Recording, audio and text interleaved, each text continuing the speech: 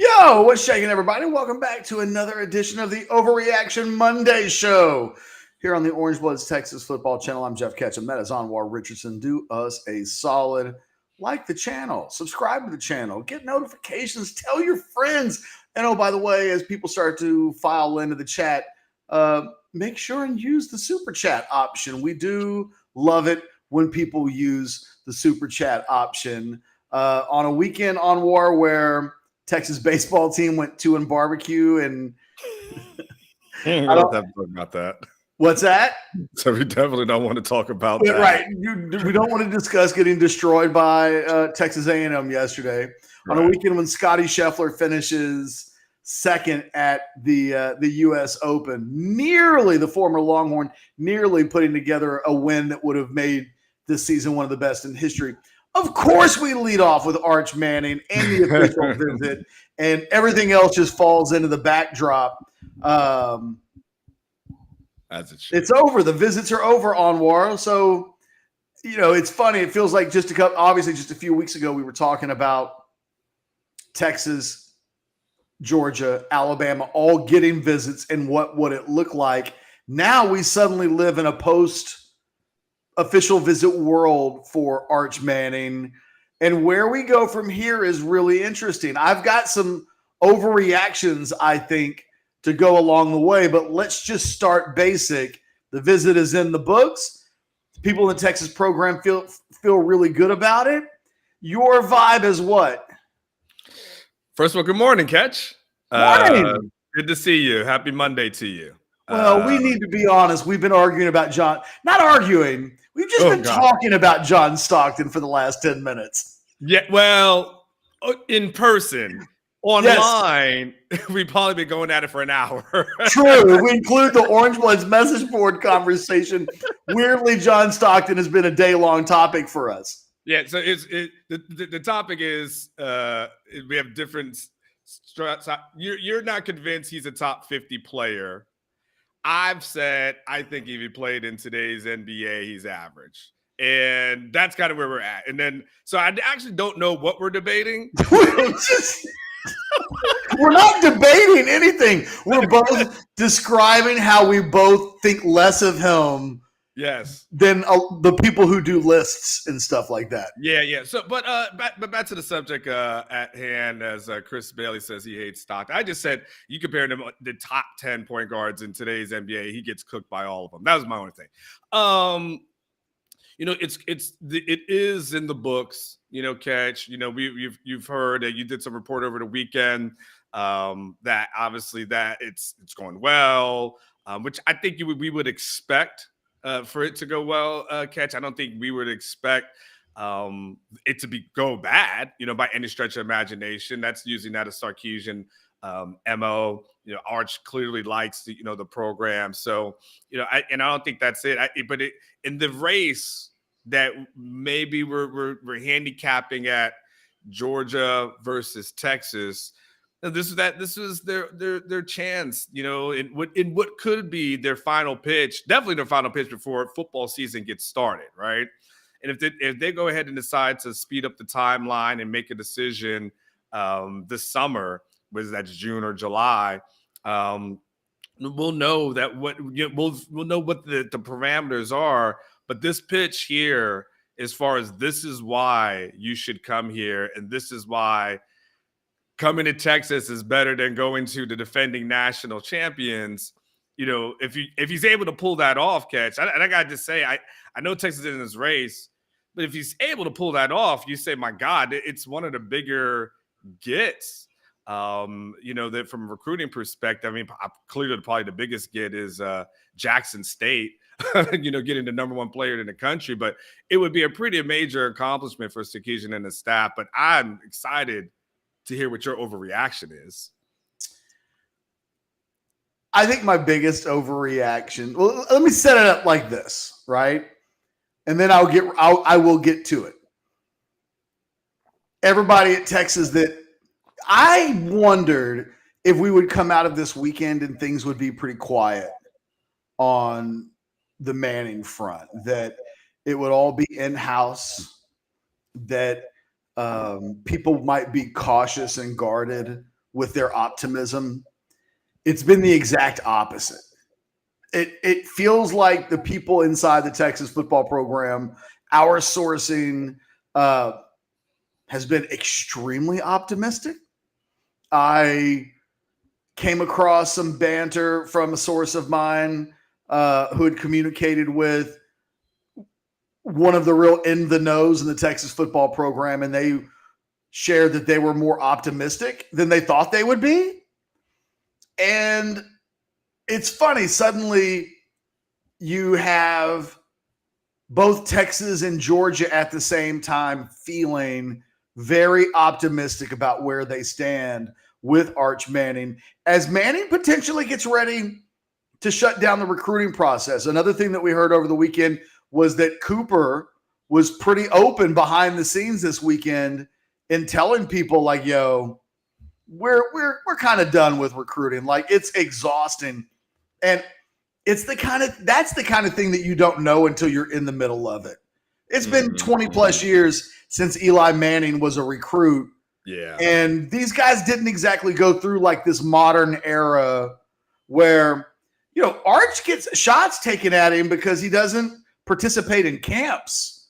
Mm-hmm. There weren't camps when Eli and Peyton were recruits. So it's a different thing. You get the sense that they're tired. Here's my overreaction. Arch Manning and his family combined remind me of Sunshine from Harlem Nights.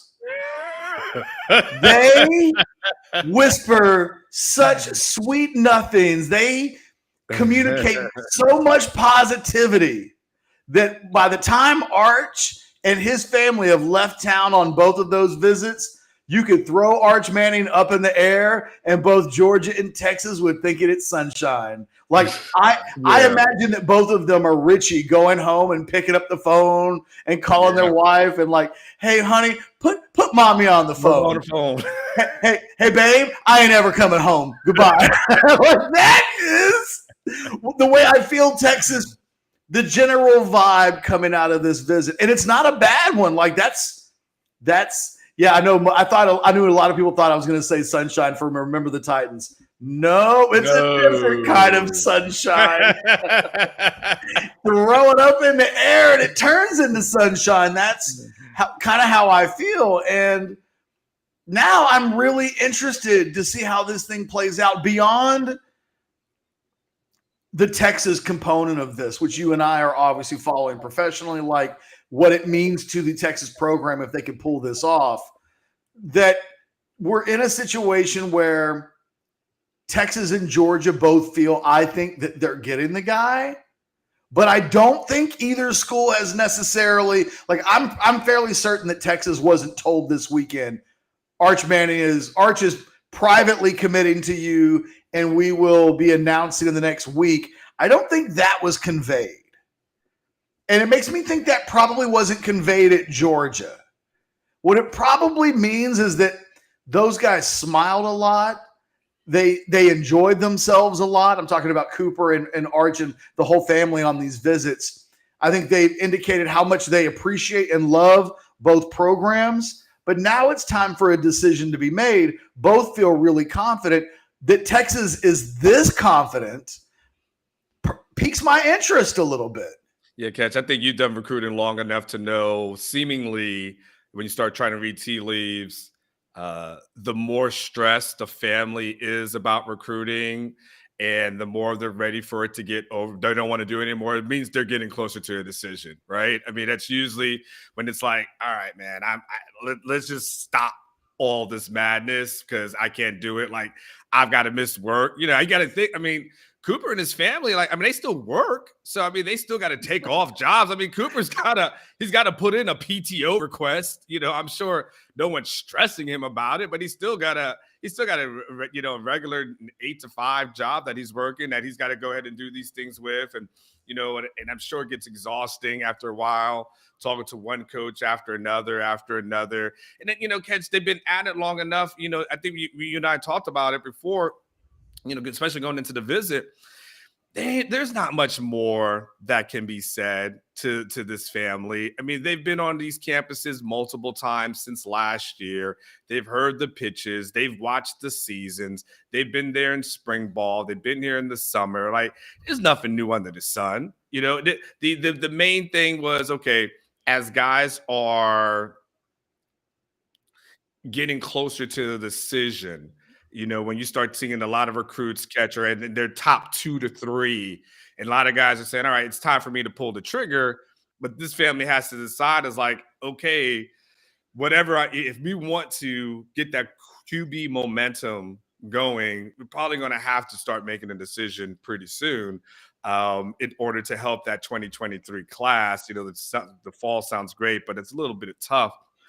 So as relates to the Texas side of things, I'm bringing it all back home. You know, for them to have the optimism, you know, is probably an encouraging sign.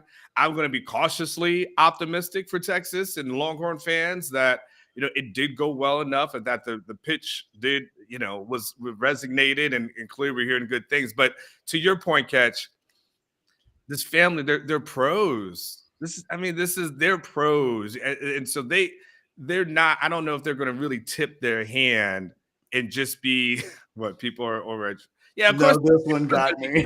They're such good people. Like, you're going to think, yeah, this is us, and you know, only time will tell. Yeah, it's funny if we go back to before the weekend. I don't want to. In a lot of ways, it's not my place to speak on conversations that you had with a source of yours. But in you and I talking about what was conveyed in that conversation, a few things stood out to me, I thought, like going into the weekend. Number one, you know, I think we both felt like, okay, maybe a decision is coming sooner rather than later. And there was a lot of conversation, I think, amongst us as a staff and just in general, like, if he's not waiting until the fall, does it happen this week? Does it happen at the Manning Passing Academy? Does it happen first week of practice? And he's waiting until end of July? Like, suddenly, how much time do they need? I think the knowledge that we know pretty comfortably or confidently, I think, that there's a question mark that they have about Texas that can't be answered until some football is played in the fall. Like on the heels of 5 and 7, when your competition is a defending national champion, you just want to make sure that this Texas football thing isn't fool's gold, that everything that makes you feel so good about Steve Sarkisian actually translates to the field. And we've talked about what would he need to see in September, what has to be the record, like how much slack do you get? And then I think there was some thought that maybe a decision had already been made going into this weekend. You add those things up together, and there was a part of me going into this weekend that wondered, has Texas lost this thing? I put in a future cast for Texas. Are we just seeing this through burnt orange confirmation bias? And is considering all of the buzz coming out of the SEC in Georgia that they're that confident? You know, it's just a question that I think we were asking, like, what's really going on here? Coming out of this visit, to see Texas so confident and to see and hear that players on the team are calling their shots and saying that Manning will announce his commitment to Texas by the end of the week. I find myself in a bit of no man's land. I've picked Texas. If you force me today to stick with one or the other, I would stick with Texas. But it does feel like both Georgia and Texas are acting the same way coming out of the visits. And that has to be noted for the record, that as good as Texas feels right now, Georgia is convinced that they're going to get him. In fact, I did an interview with Bill King from Nashville a few days ago, and he said it like matter-of-factly, as if Texas doesn't really think they're going to get Arch because he's obviously going to Georgia. Like, that's where all the scuttlebutt down here is pointing towards. Now we get ready to go into this week, and one side of the equation, Anwar, is going to be supremely disappointed at how they misjudge their position when this is all said and done, because he can't go to both. There's someone that's going to feel a little crunchy at the end of the day, catch, and feel like there was a little bit of a loss. I mean, I think definitely it'll be a bigger loss for Texas as opposed to Georgia. There's still some guys left on Georgia's board that they've offered. So I think they'll still be in a decent spot. But yeah, it would be, it's a hard tea leaf to read, just because, like you said, both sides feel confident, and it's it's interesting. It's interesting that the fate of like Texas may rely on a walk on that somehow become Arch's best friend. Like, I mean, this is that I don't. It's a fascinating recruiting conversation. It's not something that we're saying it's Bijan is the lead on this, or I mean, and if that, and by the way, if Arch does commit, I believe that kid deserves a scholarship.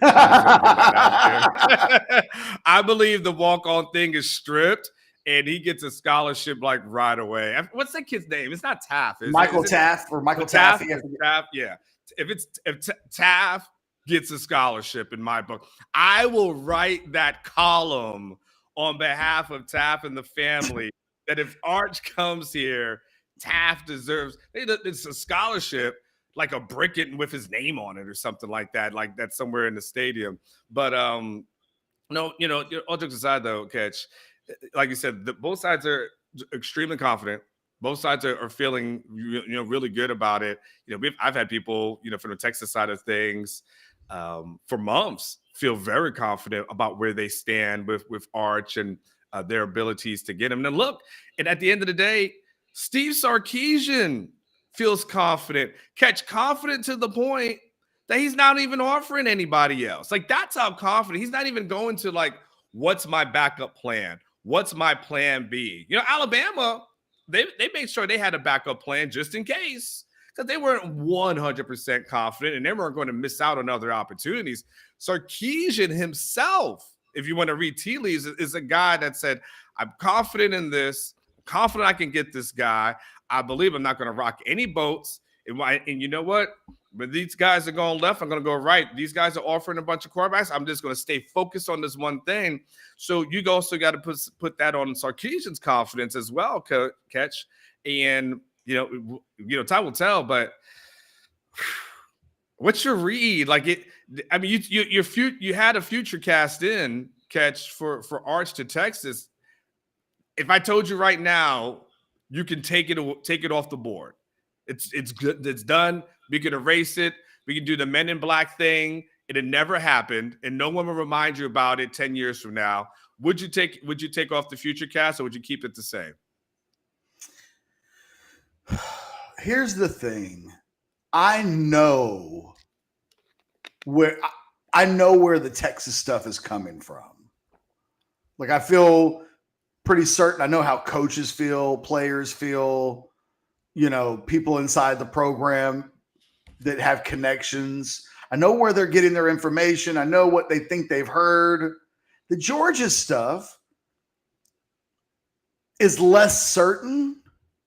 I can't say, oh, this source told me that he heard, you know what I mean? Like, I hear that George is confident, but there's not enough specific reasons for it that would make me absolutely pick Georgia. So I would keep it with Texas because I'm just more informed with where Texas feels like it's coming from. Yet there's a part of me that remembers at this time last year, Texas thought they were getting Kelvin Banks, were convinced that they were getting him, and had no idea that he was going to be going to Oregon early with his initial commitment, and B, that Texas was in third place. So this is a Texas staff and a Texas program that gets confident about prospects. I think they believe so much in themselves. We've seen them be overconfident and sometimes not have the tea leaves read Right. exactly correct. For now, I'm leaving it on Texas. If you men in blacked me and then still gave me everything that we have in front of us, I would say I'd still stick with Texas. But this feels like a pick 'em on some level.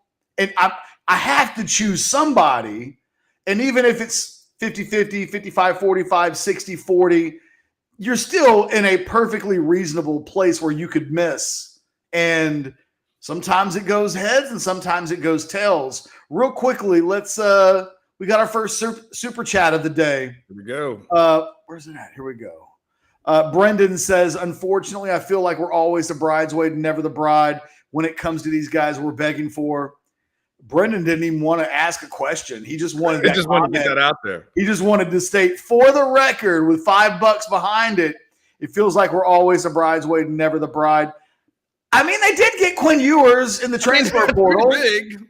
He did get a bunch of offensive linemen, and got, DJ Campbell at the end as well, including Banks. So I wouldn't go that route. You did get no, hold on. You got Isaiah Nayor in the transfer portal. Billingsley in the transfer portal. They just got the kid from James Madison. So I wouldn't say that you're always the bridesmaid in this regard. I don't feel like, there's been some instances on maybe a Spencer Sanders catch that you come up a little bit short, but it feels like, certain things. Okay, I saw someone said because the Oregon coach left. I mean, that's how life goes. I mean, if things are great at Ohio State, Quinn Ewers isn't here. That's just how it goes. You can't begrudge how you get there. It's just a matter of you getting here and making the most out of it, as you do. What's up, Charles? So I don't think I don't sense in Sarkisian's first year of recruiting that they've been a bridesmaid. Still got Xavier Worthy to come here. So I'm not quite sure I'm ready to say that at this moment. Real quick, I pinned a few questions about the Arch stuff. So let's just address them real quickly. Dylan Alexander wanted to know what players said he was announcing this week. I can't really say that. I can't really give out names. I'll just simply say it would have been a player who spent a lot of time with Arch over the weekend. That's what we had heard through our sourcing. I don't know that we're going to be giving up names today, but when this thing's all said and done, who knows? The truth and the details typically come out afterwards. Dylan, come back in a future show and ask that question. And whether he ends up at Texas or not, I'll let you know who we were hearing was this confident. Noah says, what's plan B? It's a great question. I know y'all have mentioned the portal, but at this point, would it be too late to get in the race with another 2023 quarterback? Probably is my answer. I think that, they had another 5-star level quarterback recently visit 2024 kid saying from California. I think he becomes probably the next key target if you're Texas. For me, Anwar, the combination of Ewers and Malik Murphy, knowing that Murphy's going to redshirt this year and that you'll be able to space out Ewers and Murphy in terms of where they are on the scholarship board with eligibility, I think makes this easier if you don't take a quarterback in 2023 for whatever reasons. It would be interesting to see if they thought they would need to take a body and where they might go to do so. I mean, Sarkisian has shopped at a lot of stores before with regards to talent. He doesn't automatically have to have a 5-star type guy, but I feel like that's where they want to be shopping from. I mean, so I think I'm kind of on record on the whole Plan B thing that we did this thing last week on that. It's on our YouTube channel. If you guys didn't miss it, want to check it out. Where I still have a little trepidation on just going after one guy. It's kind of like something I'm like, oof. I feel like would have loved a different strategy. As far as relates to this thing, just as a CYA. So like I said, not a huge fan of it. But look, if you get it and it works out, to the you to the victor goes the spoils. The only thing is, the Quinn. There's a Quinn Ewers. You can't bank on that guy falling from the sky every single year, right? And the quarterback room with Quinn, with Malik, with Hudson, you're safe for this season. So, but then it puts a lot of pressure on you for 2024 to get someone that's there just in case Hudson decides, like, all right, I'm good on this experience. What to do? I mean, I think you got to always factor in, Catch, that quarterbacks are going to transfer nowadays. Like, I think the third guy on your depth chart is always the guy you got to look at and say, that guy in today's era is probably gone. Like, the days of just I got a scholarship, I'm just happy to be here. Nah, transfer portal says guys want to play, so I think you got to stack the room a little bit. So it's kind of my only thing that I wish there was a concrete plan B that they would be able to have. I know Brandon mentions I'm talking lately, like Mathis, Addison, we just couldn't close.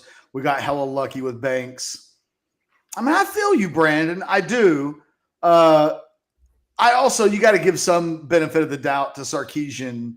You're pointing out the situations where they missed.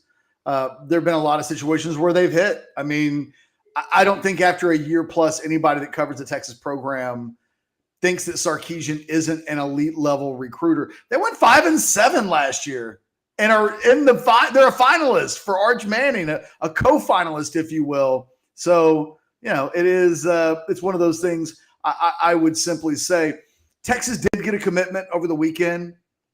Will Randle, this was one of the questions. I've seen a bunch of questions about Will Randle, so we should bring that piece of the equation into this. Travis says, how will the Will Randle commit affect Arch, if at all? All right, so those that don't know, Will Randle is a low 4-star, according to Rivals.com, tight end prospect from the state of Louisiana, goes to the same high school, played high school basketball with Arch, are like best friends. They're good buddies. There's a lot of thought that his addition to the commitment list this weekend can only help Texas. I've always been lukewarm on that, Anwar, because at the end of the day, Arch Manning Arch isn't going to make an emotional decision. His dad's not going to let him make an emotional decision. They're going to make a smart, calculated decision. And if that ends up at Texas and he gets to play college football with his boy, then that's a bonus. I don't even know how to put percentage points on how much this helps Texas. It doesn't hurt. It's better than not having Will Randle, but Georgia didn't feel like it needed to offer Will Randle to get Arch Manning. I don't know. If it was a prerequisite, the thing is, in today's game, on where you can throw a scholarship at a guy like Will Randle, and now with the new scholarship rules that exist, in 2 years you can just get that scholarship back. He'll be in the portal if it doesn't work out. To your point, Ketch, when you talk about this being a family, that doesn't strike you as to make an emotional decision. We'd have to go back several years. I don't have it off the top of my head, but this is a family that was like, from a business standpoint, said, Chargers, you better not draft us. we from a business perspective want no parts of you. We've looked at your infrastructure. We look at seeing what you had. This is not, it's not going to happen. So that I use that as an example, and it may be an extreme example, but I look at them as a family that sits down and does the checking the boxes, as opposed to, my boy is going there. That's awesome. Like, I don't think when it's time to sit at the table and he's got to sit with Grandpa and Cooper, and he's going to start talking about his option and talk to Uncle Peyton and Uncle Eli, it's not going to be, well, Will's there. Like, what that? I think that I have a friend. No, you got a friend. It's Taft. That's your boy. I don't think that is. It ain't show friends, it's show business. Exactly. Hey, real quick, while we've got over 400 plus viewers while we do the show live today, I want to remind everybody this video brought to you by rogueshop.com. Use the promo code Orangebloods and let them hook you up. I've got my Rogue. Richard sent me this. It's like a 3-in-1. I've only used the cartridges, but one of these days, it's a really cool device. I've got to get like some of the other stuff that works with this and see how just whether or not it can take me to the moon. It does. Ray C says, has Sark nipped all the disciplinary issues in the bud? No more rogue wide receivers. Seems like it. I mean, I haven't heard a lot of discontent doesn't seem to exist right now. I would say Anwar, and to answer Ray's question, if they're 3-3 after 6 games, all bets are off. Yeah, because I don't think, Catch, the thing is, we weren't hearing discontent at all last season. Exactly. Sark was talking about the buy-in that he had on his team and how, he felt like the majority of guys have bought in. It only changed later when the narrative became, well, you need to ask those guys and see what they say. Beforehand, he felt like he had the buy-in. Beforehand, everyone was singing Kumbaya. Then Arkansas happens. Then more losses happen. And then the wheels start falling off. And then it becomes, these aren't, a Sark's guy. So I think the success will determine the buy-in level this season. 6-game losing streaks and 5-7 records have a way of pulling out the malcontents. Yes. Right now, everything seems really good. Back to Will Randle. I think he's a good, solid commitment for these Longhorns. It's weird. In a world where the portal didn't exist, Will Randle's a solid 4-star tight end. He reminds me a lot of Cade Brewer, Anwar. That's how he's used at the high school level, is a very Cade Brewer role. Athletically, he's probably Cade Brewer-ish. That's probably his upside. So I don't know that I would tell anybody to do cartwheels today because Will Randle committed and he's a future first-round draft pick. But Cade Brewer started 33 games for Texas and played in 55, and it's kind of disrespectful to take a career that includes 33 starts at the high major college level and to kind of poo-poo it. So if Will Randle ends up having a Cade Brewer type career, I think that would be a win for the Longhorns.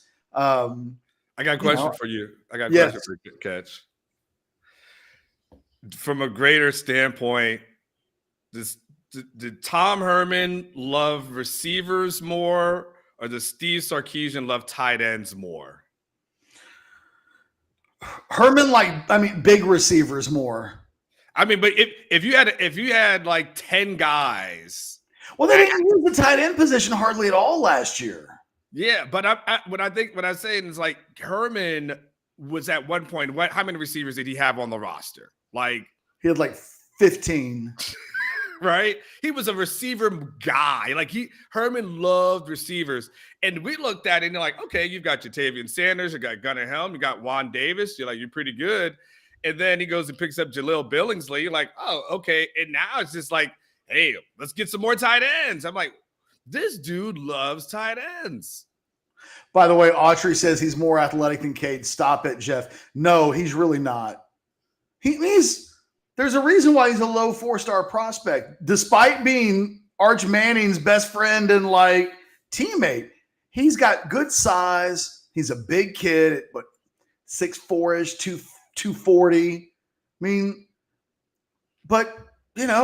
He is kind of an average athlete. No offense to average. I'm not an average athlete. So I'm not, we're talking about levels here. Blake says need more Jermichael Finley types. He's not Jermichael Finley. He's closer to Cade Brewer than he is Jermichael Finley. I think if he had, what I love about Will Randle, Anwar, he's got a good football brain. Like, the thing, you watch him on film and he knows how to find open spaces. Now, he's a good enough athlete that once he gets it, if he's got a load of steam, he can make some plays. He's not making people miss in space. I don't know that he's breaking a lot of tackles. He's not running away from people. He's a big kid with some real good receiving skills that, if he pans out, he's got a chance, I think, to be a good, solid college player. That's it. I mean, if you want to be told there's more there than that, you won't get it here. Jacob says he reminds him of Jason Witten.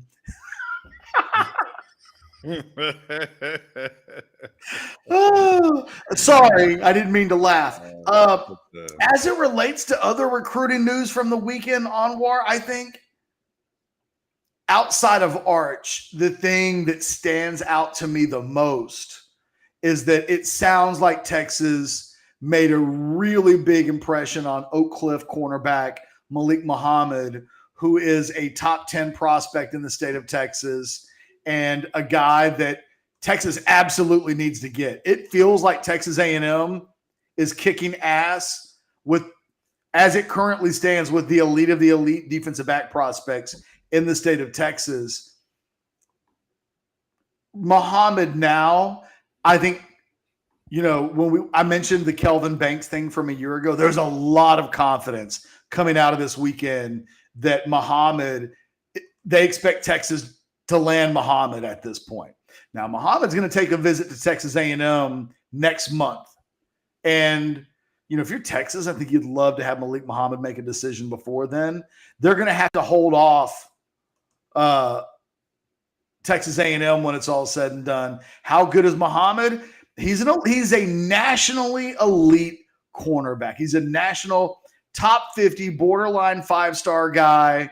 He's the kind of guy that you absolutely need to get in your recruiting class when they exist from the state of Texas. And so for me, that was the thing that I took away more than anything else was Malik Muhammad might have been the second most important prospect that they had on campus. And it sounds like they knocked it completely out of the park to such a degree that I heard some things that made me think he was already starting to prepare for what his career at Texas might look like. We'll see. Like I said, he's not shutting it down as of yet, but Texas feels really confident. And then probably the main thing that I would say to take out of this weekend is that Hunter Osborne, who is a strong side defensive end, that's a borderline national top 100 guy, former teammates with Justice Finkley, he had a really good visit, and it sounds like that could be a Texas-Clemson battle if Alabama doesn't come into the fray like hardcore before that kid announces, I think, at the end of August. So those would be the three big bullet points. There was more that went on, but that's the elevator conversation of that. Arch, they feel like they killed it. Malik, they feel like they really killed it. And then with Hunter Osborne, an out-of-state defensive end, and a guy that I think a lot of people had penciled in for Clemson, I think Texas feels like they've made that a 50-50 deal now as opposed to a one-sided Clemson victory. We'll see how it goes from there. Catch up me with the recruiting high school stuff. Make sure I'm not making sure I'm all right. This Javon Thomas, is that a teammate of Malik? Yes. Well? Okay. And Texas A&M has some, because A&M has some connections in that Muhammad recruitment that would seem to give them an advantage.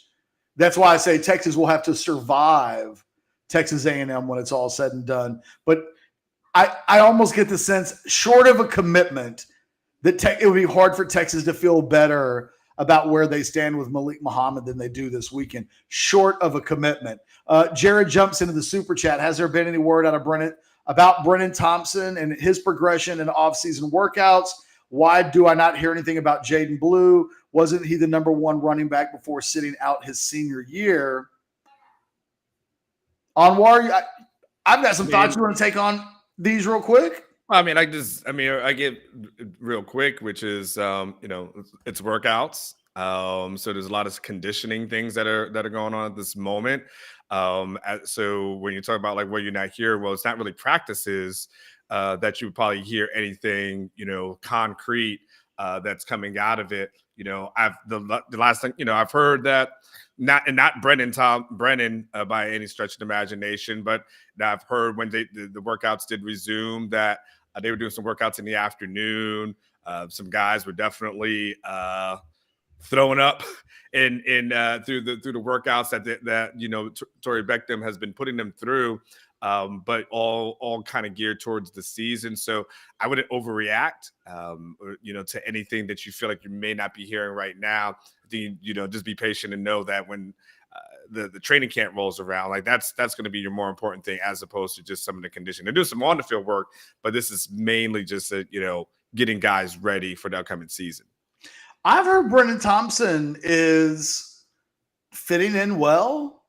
He's not creating the buzz that Xavier Worthy did at this exact same time last summer, where it was like, oh, that's our best guy. Like, I think there's more competition. I think Brennan Thompson's got a bigger adjustment period to make, but I'm hearing he's fitting in well. Like, I haven't heard anybody say he doesn't belong, and considering he's from such a small school and is making such a big leap.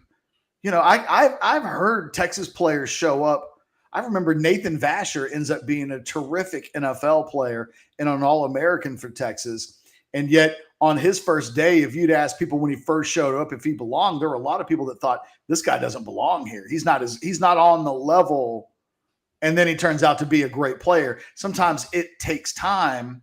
I think that might be the case for Brennan Thompson. I haven't heard a single negative thing. I just haven't heard like, wow, Brennan Thompson. It's somewhere in the middle there. I think with Jaden Blue, you just got to remember he's at the deepest position on the roster. And Texas legitimately has 3 guys in front of him, not including Bijan Robinson, that we're going to spend all year talking about. How do you get Keelan Robinson more snaps? And Rashawn Johnson, how do you get him more snaps? And Jonathan Brooks is really good. How come he can't get 5 carries per game? There's a lot of mouths to feed in that running back room. And I think this is going to be a year where Jaden Blue, after sitting out last year, has to readjust back to playing football again. He probably needs a redshirt year. He's got to get reacclimated to like what it means to be playing football. We saw it a year ago with the linebacker transfer from New Mexico State, that sitting out a full season of football, Devin Richardson, sitting out a full season of football is no small thing. Like, no offseason. Like, he missed everything last year. So I wouldn't worry too much about Jaden Blue or Brennan Thompson if we don't hear from Jump Street that they're just blowing things up. And Catch, let me just one more thing I'd like to add within like 30 seconds to it. You know how I feel about off-season stories, Catch. I won't start on my soapbox, but just do remember we were reporting last year how good this defensive line was and how they were eating up and cooking against that offensive line last year, and how great a lot of those guys looked. And when the bullets start flying is when you really know the true story. Absolutely. Steve asked Muhammad or Toviano, who's the better prospect, better chance at grabbing. Look, I got to be transparent. I have Toviano ranked as a 5-star and the number 3 prospect in the entire state. I have him ranked ahead of Reuben Owens. I have him ranked ahead of John Tate Cook. I really like Javion Toviano. At one point, I would have thought Texas was the leader there. In fact, he was pretty open about Texas being his leader. And now Texas A&M looks like the team to beat. I've got Muhammad ranked 7th in the state. So I think Toviano is like a national top 20, top 25 type prospect. And I think Muhammad's like a top 50 prospect. And in a world of fine margins, I would give the edge to Toviano. I would just say both of them fall into the category of prospects who typically make it to the NFL 35-40% at a minimum. Mm-hmm. Like, if they stay healthy, the odds are they will make it to the NFL. They're both in a different tier of recruit than guys that have 80% failure kind of marks against them. It's a crapshoot no matter how you look at it, but they bring much better math to the table in terms of how good they will be. Someone says, what did A&M sell to Toviano? I mean, what are they selling to everybody? They just finished with a historically good recruiting class. And they're not going to suck the next year in recruiting after. But yeah, I mean, there's probably a lot of dollars in play. I mean, we're not naive. Nobody here is going to pretend in an NIL world where we openly talk about transfers making $250,000 a year and they're not even proven yet. Yeah, 5-star prospects are going to be in a position to make a lot of money at whatever school they go to. A&M has its methods, which are different than Texas's methods. But he seems really high on A&M, and Texas has got to shake that. Like that's where A&M's not going away. So you can put the dollar signs up next to A&M for any kid that you want to, but like the bottom line is you have to win these battles. Can't really have any excuses at this point. Anwar, back to Arch, because we got nearly 500 people in the show right now, and it's not an accident that the day after Arch Manning visits, we've got more people in the live chat than we normally do. Let's at least put like a ribbon and bow on Arch. Let me ask you, okay, because you had the conversation with your source, and I've told you things that my sources have said over the weekend, and you don't do future casts. No, thank God. I don't like them. There's no, you're not. Those things are dangerous. When people ask me my opinion, I tap dance like Sammy Davis Jr. because I'm not trying to have you pin me down to 85% for the rest of my life. Sorry, it did take long for me to learn that I don't want those problems. But if you did, and there were and you knew if I get this wrong, nobody will ever hold it against me because I live in a kind internet world where people acknowledge that, hey, sometimes you get things wrong and there's no reason to rake someone over the coals because they made a bad choice. In a world where that exists, and I'm letting you change it in the future if you need to. But today, if you had to pick either Georgia or Texas based on all of the things that you and I have accumulated over the course of the last week or so, is there a direction you would be leaning in? By the way, Paul, that's a horrible idea. And the contract's already signed, so we're not going to do that. I don't know. What did he say? Paul Maloney. Should have. Oh, wow. Why not just make Anwar a degenerate gambler while you're at it? Yeah. So here's the thing, Ketch. Within my reporting and your reporting and this and that, so there's a part of me that from just a pure intellectual standpoint, I would say, you know what? It makes a lot of sense for him to go to Texas. It's Sarkisian. He's quarterback developer, to get to the ultimate goal of where they want to be. Like, that's the guy that can help you get to where you are. This is a quarterback family. You go to the quarterback guy. Like that, to me, from an intellectual, rational standpoint, makes a lot of sense. Nothing that this family saw, Ketch, and you've noted this, and I've noted this as well. Nothing this family saw last year really made them blink. There's nothing that they were overwhelmed by, to the point that they were just here. They're just here over the weekend. So clearly, they've been given every opportunity, Ketch, to not be a part of this Texas program. Every opportunity. Like 6 straight losses.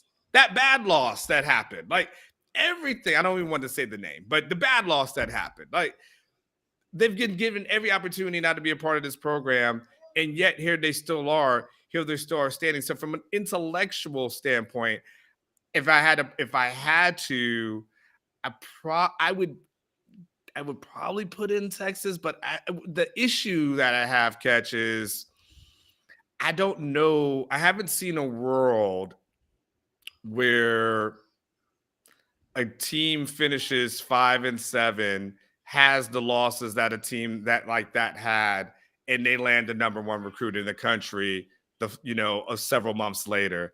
I haven't seen that formula.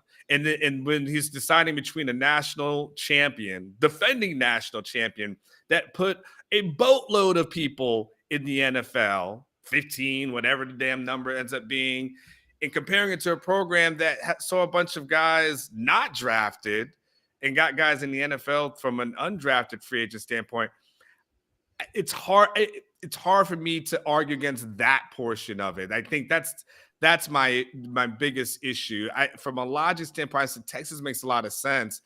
And you're trying to pin me down. It'd be for me, seeing is always believing for me. And I think if I go to myself, seeing is always believing for me.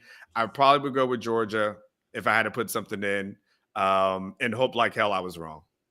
The thing the elephant in the room that we haven't discussed is while 5-7 hasn't been a deal breaker for Texas, there is still a little bit of there has been a little bit of, I think there's some thought that if Texas goes 9-3 last year, Arch is already committed to Texas. Yes. So 5-7 happens, and there's a little bit of a feeling, and one of the reasons why they've up until now been the message coming out of the Manning camp, even from his head coach, who sometimes I think is tasked with the responsibility of being the official mouthpiece, because the Mannings don't really want to talk. So when the Athletic is looking for Manning information, they go to the head coach. He talks to Orangebloods as well. He's been very vocal in giving updates on the Arch recruitment. He was after we reported, you specifically reported from our sourcing that Arch might take it into the fall and that was the plan. Suddenly his head high school coach started to say that. And it started to be repeated and reported in a lot of places. I think that existed because there was this feeling of, let's see what Texas does. They went 5-7. Let's see what it looks like in year 2 a little bit. Let's go, because they don't need to wait for Georgia. They don't need to wait for Alabama. The only school they need to wait into the season to just kind of check things out on is Texas. When we've seen that kind of mantra expressed in the last 5 years, Texas has always lost those kids. I think about the Brockermeyers. That is the exact same thing that the Brockermeyers were saying at this time in their recruitment. It was like, well, we really don't know about Texas, and last year scared us. And what ends up happening is these kids want to make decisions before whatever happens in the fall can happen. And if you're Arch and you do make a decision before the season starts, you're not waiting on Texas to show you that they're definitively different than they were the season before, and that was just a one-off, and this program's going to be national elite moving forward. The one thing that does stick out in my head a little bit, that if you're Texas and a decision comes in the next week, I can make the case that it's good for Texas, but I can also make the case that that's not a change of plans that was specifically centered around waiting to see Texas and how they do. Changing that, in my head, I can rationalize that not being a good thing for the Longhorns based on countless situations in the past where we've heard prospects say, we want to wait and see how Texas does, and then they never wait and see. The thing is, Ketchum, and the only thing that I think could be the caveat in this conversation, that's something we'd have to think about and have to put an asterisk by and just have the conversation about, is that this is a family that understands the process probably more than any other family does. You talk about Peyton getting into the league, right? And he was on a bad team. And it took, that first year was horrible. And Peyton didn't play great in year 1 at all. And then, but the process kind of kicked in, and then understanding, okay, this is a bad situation, and these are the things that it's going to take in order for it to get better. Eli walked once he himself walked into a bad situation with New York, and then was able to go through the process of getting that team better and becoming, great quarterback. I think it's a Hall of Fame quarterback just based off the titles and everything like that. We got a super chat coming in, so I'm going to finish up my thought. So, or is it just super chat $9.99 and there is no thought? I think So, Gray Man is just saying "Attaboy Orangebloods." Okay. Well, shit. Hell yeah. Thank you, Gray Man. Just so you know. Take that. Yeah. And so when I look at this family, I can tell myself, Catch, look, they don't necessarily need the bells and whistles. They just need someone to or finished product. That's the better word I'm looking for. They don't necessarily need a finished product. They just need someone to outline the process. If the process agrees with what their rationale is and what they know football to be, then that helps out Texas a lot. Yeah, I mean, I'm almost arched out.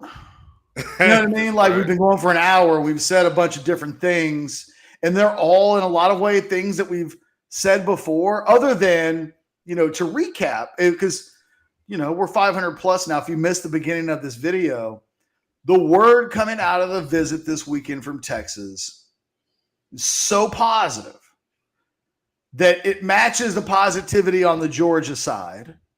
And it made my big overreaction that Arch and his family combined are the sunshine from Harlem Nights of college football. They go on an official visit. They say whatever they're saying and whatever they're doing when they leave.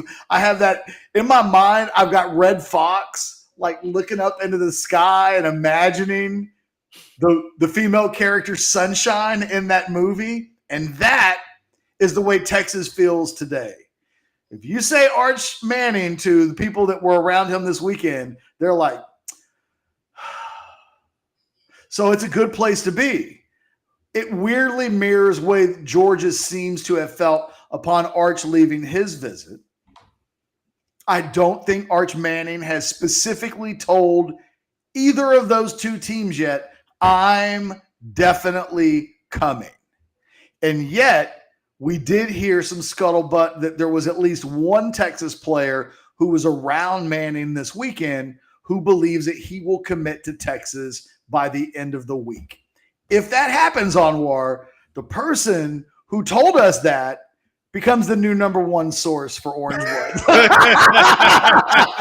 And they get all the rogue products that they want is at that point. Whatever you want, we'll just have our sponsors drop stuff on them. And so, yeah, it's, again, I think what we reported in our war room on Thursday that we felt like that the timeline was going to get moved up. And then we just got some, what does it say? He goes to the beginning of the movie with the pinky toe thing, which now we're all going to watch Harlem Nights again. I feel like if nothing else, Anwar, I've now said the movie Harlem Nights enough times in this, Monday Overreaction show brought to you by RogueShop.com that yes, we'll see a run on people ordering Harlem Nights on Amazon or wherever you can watch that movie. We're all going to go watch it tonight. It's a classic. It really is. It really is. I haven't seen it in a while, but now that we keep talking about it, and now that we all know the lines to the movie, definitely gonna watch it. So, we reported that the timeline was going to get moved up. It seemed like it was moving up, and we did see that. And again, some of the things to reiterate was just because of the understanding that, hey, if the fall sounds great, but if you want to get guys in the 2023 class and they're down to their final two schools, may not want to just keep waiting, forever. So it was kind of a chance to kind of talk to some guys one-on-one, finish up the conversations and then see what happens from there, because, Arch has got football season too. So, I mean, he can't just keep flying, out every single weekend. I mean, he's still got film study he's got to do on Saturdays, his senior year, supporting stuff. He's going to play basketball. So all those other things get, now we know it's on HBO Max. So there it is. And I have HBO Max, so I'm down. I Like do I got everything anyway. It was really a question of, is it free on one of the 18,000 apps on my television, or am I gonna have to pay like $3.99 on Amazon? What we really need, honestly, is we need someone to like send us one of those broken like Roku sticks or something like that that's got all the channels on there. So we can actually not pay like $200-300 a month on our cable bills. I feel like I have all of the apps. Is there one that you don't have? I Cinemax, I think. But that comes with HBO. Oh, does it? Then I have them all because I have HBO. I have HBO Max. I've got Disney Plus. I've got. I mean, you name it. You got Paramount Plus. Paramount, plus I've got that. So there's literally not a thing because I'm scared if I cut one, I still got HBO. The main reason I had HBO is for boxing. They don't even do boxing anymore, but I don't know. I still have it. I think I've had Hulu for the last year. I haven't used it at all. But then I started using it this weekend because I'm watching the show The Old Man, which I highly recommend. I've only watched the first episode, but it's got Jeff Daniels in it. It's got oh God, I'm drawing a blank. But the first episode was really good considering the premise. I wasn't sure how I would feel about a 70-year-old ex-CIA guy, but yeah, I see what you're looking at. Let me just pull that up there. LPTV. Okay, I don't know what this is. I don't either, but you get the dirty shows. So I mean, let's not go there. But well, what's wrong with the dirty shows? I mean, there's the internet. Like, what are we doing? Like, there is the internet. That is true. Okay. Fair point. Fair point. Paying for that right now. Like, are you serious? That's fair. That's fair. Okay. Anything else from the weekend?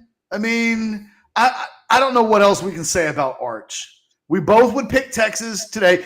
I have future casted Arch months ago. Nothing has quite happened yet to make me want to change the pick, but there has been enough happening that's made me question my pick. I think that's fair to say. I think when this thing is over, Anwar, we will be reminded like how much grain of salt we should take with Texas confidence. Because I will reiterate, at this time last year, they thought they were getting everybody in recruiting. And when a Kelvin Banks type situation happened in the summer and he picked Oregon over Texas, they didn't see that coming from a mile away.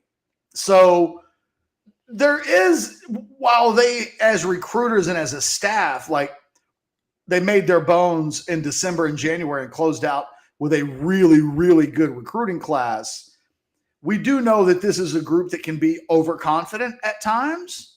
So I've got that rolling around in the back of my brain, but I'm still leaning on Texas. If it's Georgia, though, we'll have to file away Texas was confident coming out of the visit. That won't carry as much weight if for the second year in a row, a decision is made in the summer from a 5-star prospect and it doesn't go Texas's way, even though Texas thought they were the team to beat. I think that's fair. I think that'd be a fair thing. And again, it's the Texas side of the confidence thing that we're building off of more so than just like general opinions. I weirdly agree with Paxton here. Like Texas is going to, if they don't get Arch Manning, they still have at least 2 years of Quinn Ewers. They still have Malik Murphy, who I think is a better prospect physically than Arch Manning. Now, doesn't come with the guarantee on the box that a Manning prospect does. I mean, the only two Mannings that have come through at the quarterback position are probably both going to be Hall of Fame players. So shout out to that legacy. But off the hoof, I'm just watching both guys throw. I'm massively more impressed with Malik Murphy. And Sark is always going to be able to recruit the quarterback position. So what Arch does, I think, is give, after a 5-7 season, Anwar, it gives Sark a little bit of stability and like money. He now has money in the bank. Because just like Shaka got an extra year out of Greg Brown, Yes. having Arch Manning committed is a vote of confidence that can't be completely ignored. It does help recruiting in this year, but from a talent standpoint alone, I think Sark is always going to recruit really well at a national elite level. And by the way, I love that we have Jesse in the super chat saying, I have a service I can refer to that has every single channel, including pay-per-view, Sunday ticket for $30 a month. Did you ever watch film of the then randomly, did you ever watch film on the 2024 class? Well, first of all, Jess, you're not telling us what's what. So I don't know if you don't want to get your boy or your hookup in trouble. And then you have to go to the 2024 class, Catch. I've been watching film of the 2024 class for about the last month. It is a long process to put together the 2024 top 100, but yeah, if there's a kid you want to ask about, knock yourself out. I would point you in the direction of our war room on Friday or Thursday night from this past week, where I did a breakdown of like the top 15 prospects in the state in terms of where things stand for them right now. Go ahead, inbox me on Twitter. I'll be looking for it. Is there anybody locally, Catch, that you got an eye on for the 2024 class, or is it just you got that written down somewhere? And I mean, the guys that I care about the most are the elite of the elite guys. Mm-hmm. Nobody locally in that conversation thus far in 2024. Whereas we have seen that in the last few years, Austin's been a little bit of a hotbed for elite level talent. Clearly, Cade Klubnik, the apple of both of our eyes at this point a year ago. You think back to, they've got Colton Vasek, who is a borderline, probably national top 100, top 150 guy. He's not elite of the elite, but he's just outside of that range. But 2024, nobody off the top of my head that, Jaden Greathouse this year is another guy that I wouldn't describe as elite of the elite from Westlake, but still a guy that's just on the outside of that, a state top 25 guy as opposed to like a state top 12 guy. And yes, Lando, you make a good point as well. AISD representing with the kid currently at Clemson. Part of me, Anwar, I'm looking at the clock. We've been going for about an hour plus. Part of me is like, we got 500 plus people in the chat watching live. We should just keep going. There's another part of me, though, is like, I don't want to repeat the Arch Manning stuff for the 14th time of kind of where things stand. I would say if you've missed anything from this, a lot of what's been said, you can find over at orangebloods.com. Get your ass over to Orangebloods today.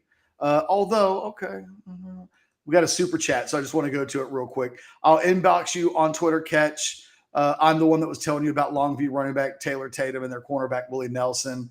I wanted your opinion on them. Hey, Jesse, message me on Twitter. I'll look for it. I'll share my opinions on Taylor Tatum and Willie Nelson, just as an FYI.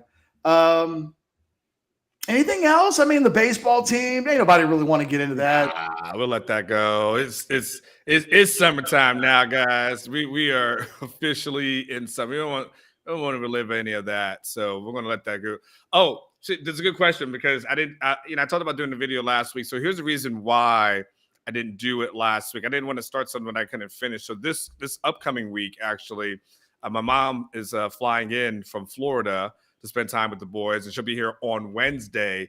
And so I knew I was going to do it on Wednesday of last week, but then I knew by the time I would be trying to film, I'd be actually having to pick her up from the airport this week, and then so I wouldn't be able to do the show. So it's not going to be this week, but potentially next Wednesday is going to be my target date to get all that stuff, to get that bowl rolling.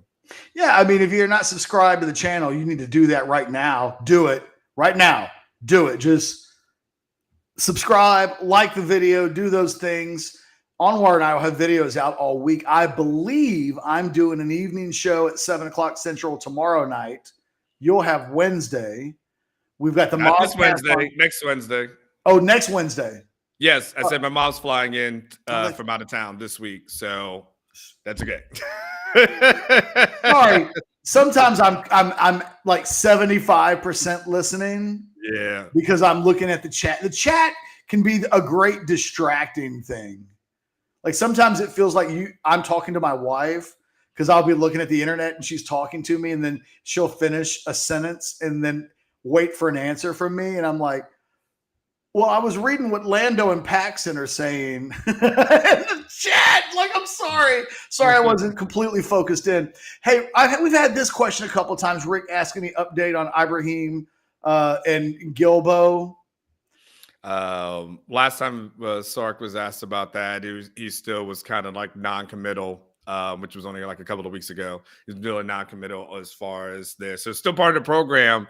But here's the thing: if they're not thrown off the team, and so it's clear this thing is just he's going to have him back at some point, but he's just non-committal as to when that would be. Yeah, because if they didn't want him back, like those scholarships, they could have more. They'd have more room to take, incoming players in the portal if they wanted to. If a couple of more spots opened up, I think the expectation is both of those guys will be back. I don't know. I have not yet heard officially that either is back. So, stay tuned. My guess would be by the time we get back to August, those two guys would be in the picture, but maybe not. Like Ibrahim specifically has a tricky deal. Yeah. And I can't tell you how that ends, but he's out of the program because of a legal situation in another state involving things that, quite frankly, I don't want to get into on the show today, but it's not good. So, we'll see. I'll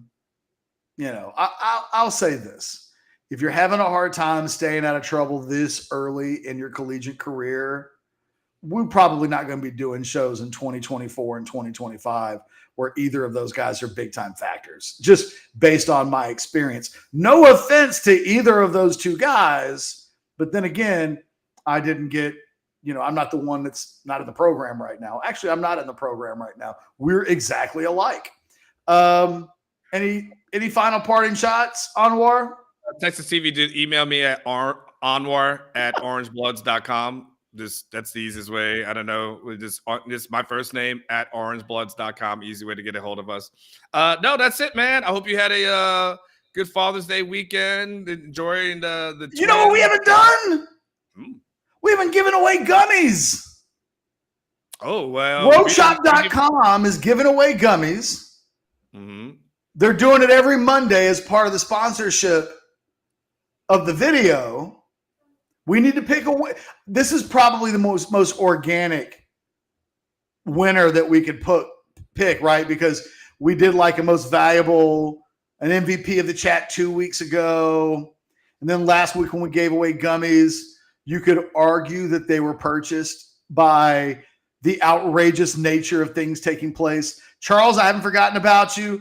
I'll get that taken care of, by the way. I got your email. I just need to send it to Richard. Who do we want to give the gummies out to this week? Well, we didn't set a criteria, okay? So that's kind of the hard part. You know who I want to give it to? I want to give it to Eric for being such a good sport because he came so close a few weeks ago. But the guy still came back like every other week and still is contributing and still is in the chat. And I feel like, man, Eric T, like I feel like, you know what? He came in second place or third place and he never bitched about it. He still kept doing the damn thing. That if he's here, that would get my vote for this week. Jacob, it is not allowed, just so you know. Oh, Chris is calling it a sympathy award. You know what? Chris, now you made me mad.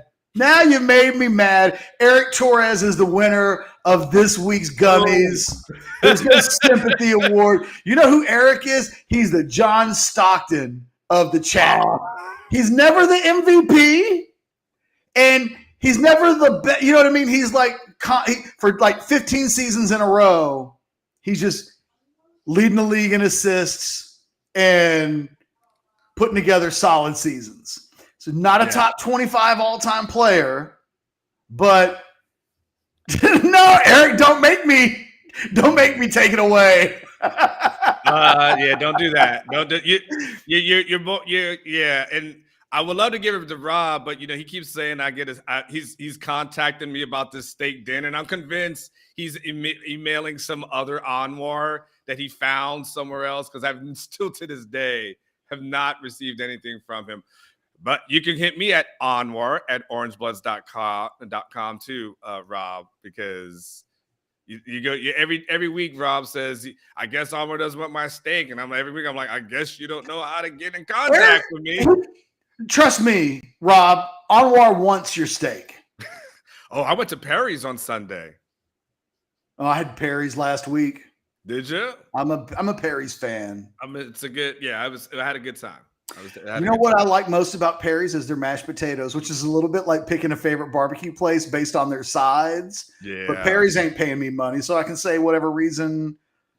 I have at times just ordered Perry's on Grubhub just for the mashed potatoes. Just send them down here. We'll work everything else out. Look. Next week, what I wanted to chat is Rudy's Barbecue. Good, average, below average. Well, let's do it right now. Let's not wait. Okay. We got almost 500 people. Okay. We argued about this as an Orange Blood staff over the weekend. Let's have your Rudy's Barbecue. And yes, Rivers Oaks Art Society. The pork chop is absolutely the way to go if you go to Perry's. Look at Eric. Almost wait. Okay, so we got average.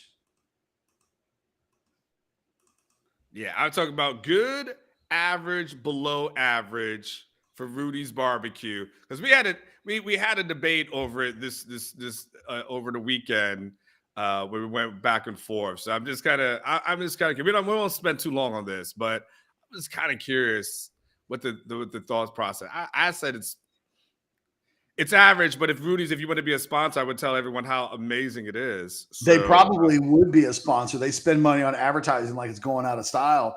I think Rudy's, their moist brisket is above average. Their ribs, their baby back ribs are above average. And the turkey and the sausage, I'm not really down with. Like I if you took me to Rudy's, I know exactly what I'm getting, and I know exactly what I want nothing to do with. And that's the turkey and the sausage. But give me some moist barbecue, absolutely. Moist brisket and the baby back ribs, they hit every time. At the end of the day, though, if you live in Austin, there's a badass barbecue joint like 4 blocks away in either direction. You just got to go to the right spots. It seems like most people are saying average. Seems to be. I mean, he called it. Who's it? I think Raul called it the Canes barbecue. Canes of barbecue. I don't even know what to think of that.